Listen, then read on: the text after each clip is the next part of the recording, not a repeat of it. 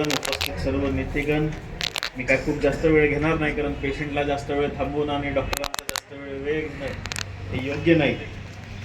इथे उपस्थित सर्व माझ्या मातामाऊली, समोर बसलेले सर्व ज्येष्ठ नागरिक आणि तरुण मित्रांनो, खरं तर दादाच्या वाढदिवसानिमित्त मतदारसंघामध्ये अनेक ठिकाणी चांगले कार्यक्रम अनेक लोकांनी दादांवर प्रेम करणाऱ्या कार्यकर्ते असतील, हितचिंतक असतील यांनी आयोजित केले. आणि आज मला आनंद आहे की आरोग्य शिबिरासारखी सुद्धा गोष्ट डॉक्टर वेताळ साहेब यांच्या माध्यमातून या ठिकाणी आयोजित होतीये. याच्या अगोदरही पात्रूडला एक मोठं शिबिर त्यांच्या माध्यमातून आपण आयोजित केलं होतं. नंतर इथे सुद्धा मला वाटतं दहीफळला एक त्या यात्रेच्या निमित्त त्या ठिकाणी एक शिबिर झालं आणि आता हे एक शिबिर आहे. आनंदाची गोष्ट आहे की चांगले एक्सपर्ट डॉक्टर्स ज्यांच्याकडे जाण्यासाठी मग आपल्याला कधी माजलगावला जायला लागतं, कधी कोणाकडे बीडला जायला लागतं, असे सर्व डॉक्टर्स डॉक्टर वेताळ साहेबांनी आपल्यासाठी या ठिकाणी उपलब्ध केलेले आहेत आणि मोफत उपचार, मोफत त्या ठिकाणी औषध द्यायचं काम ते करतायत. माझ्या इथे मातामाऊलींना मला एक विनंती आहे की मी गेल्या 3 वर्षापासून अनेक गावांमध्ये आरोग्य शिबिर असतील, खास करून मातामाऊलींसाठी रक्त तपासणी करून त्याच्यामध्ये काय कमी आहे, कोणामध्ये आयर्न कमी आहे, कोणामध्ये विटामिन्स कमी आहे, याचं आपण औषध द्यायचं काम करतो. पण नेहमी असं लक्षात येतं की फ्रीमध्ये औषध भेटलं की 2 दिवस आपल्याला बरं वाटेल एवढपर्यंत आपण औषध घेतो, नंतर गृहस्थीच्या कामाच्या निमित्ताने ते आपण सोडून देतो आणि आपली मानसिकता अशी होती आता मला बरं वाटायला लागलं, त्याच्यामुळे त्या कामाला लागतात. आणि आमच्या आई भगिनी नेहमी कुटुंबाचं भलं होत राहावं, आमच्यावर काही खर्च करायची वेळ येऊ नये याच्यासाठी आपलं आजारपण, दुखणं हे नेहमी लपून ठेवतात. हे सगळीकडे नेहमी लक्षात आहे. म्हणजे माझ्या घरात सुद्धा माझ्या आईचं एक 3 दिवस डोकं दुखत होतं, तिने सांगितलं नाही. आणि एक दिवस असंच हात लावून बसली होती, डोक्याला हात लावून, आणि ही नस तिची दिसत होती मला इथे.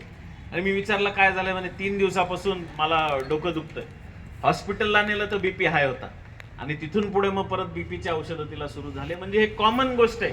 प्रत्येक आईला असं वाटतं की बाबा माझ्यामुळे काय कुटुंबामध्ये त्रास नको, आपल्याला करायचंय, आणि याच्यामध्ये स्वतःच्या आरोग्याला आपण त्या ठिकाणी विसरून जातो, दुर्लक्षित करतो.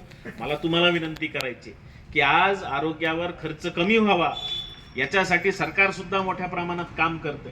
अनेक गावांमध्ये आम्ही एक आभा कार्ड काढून दिलं.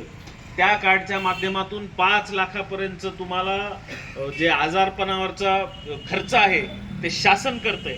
अजूनही अनेक लोकांनी हे कार्ड काढलेले नाही. आपापल्या गावामध्ये जी काही आशा वर्कर आहे, अंगणवाडी सेविका आहे, यांच्या माध्यमातून तुम्हाला सुद्धा हे कार्ड ग्रामपंचायतच्या माध्यमातून काढता येतं. इथं ज्याचं कोणाचं नसेल त्यांनी आपल्या गावाकडे जाऊन हे नक्की आपल्या घरातल्या माणसांना सांगून हे कार्ड काढून घेतलं पाहिजे, कारण ही सुविधा सरकार आपल्यासाठी त्या ठिकाणी राबवतीये. खूपदा एखादा कागदपत्र कमी जास्त असेल की आपण टाळाटाळ करतो, बा कुठे जाऊन काढायचं, काय करायचं. पण 5 लाखाचं त्या ठिकाणी खर्च ज्यावेळेस सरकार उचलतंय, मला वाटतं आजकालचे छोटे ऑपरेशन वगैरे हे 5 लाखाच्या आत निश्चितपणाने होतात. मोठा फायदा या प्रत्येक कुटुंबाला त्या ठिकाणी होऊ शकतो.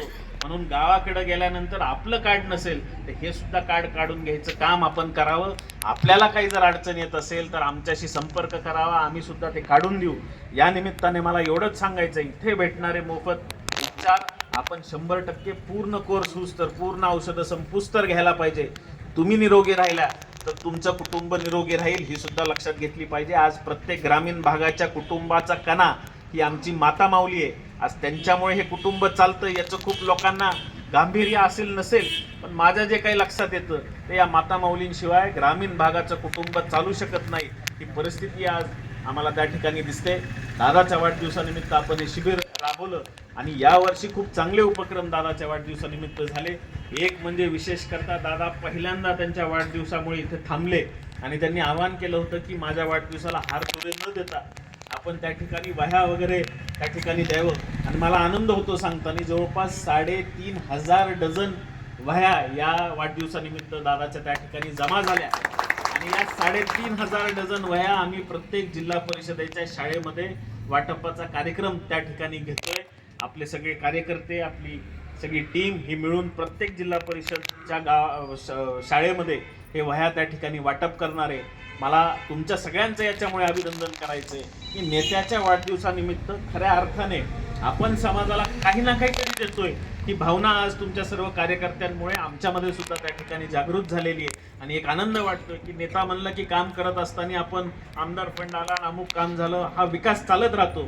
पण ग्रामीण भागाच्या मुळात जे कुटुंब आहेत यांच्या खऱ्या अर्थाने जोपर्यंत प्रत्यक्षात मदत होत नाही आणि यांच्या जीवनामध्ये काही बदल होत नाही तोपर्यंत आपण काही काम केलंय असं मी तरी कधी मानू शकणार नाही. यावर्षी आपल्या सर्व कार्यकर्त्यांमुळे हे प्रेम आम्हाला लोकांपर्यंत पोहोचवता आलं.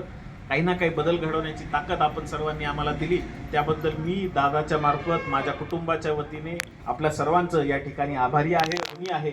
आणि येणाऱ्या काळामध्ये सुद्धा आपण सर्वजण याच प्रेमाने लोकांच्या सेवेसाठी उपलब्ध राहावं हीच विनंती या निमित्ताने करतो आणि माझी जागा घेतो. धन्यवाद.